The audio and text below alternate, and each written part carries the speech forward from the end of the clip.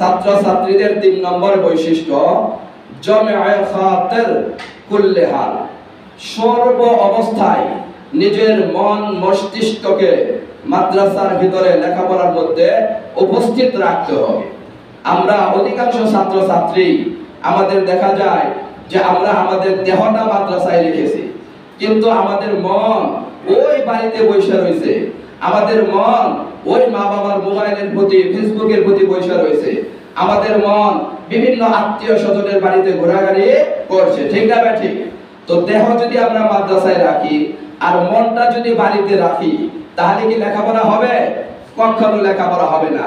আমরা যদি ভালো ছাত্র ছাত্রী হতে চাই, ভালোভাবে লেখাপড়া করতে চাই, তাহলে অবশ্যই অবশ্যই আমাদেরকে আমাদের দেহ, মন, মস্তিষ্ক, চিন্তা চেতনা সবকিছু অল টাইম সর্ব অবস্থায় মাদ্রাসার ভিতরে উপস্থিত রাখতে হবে।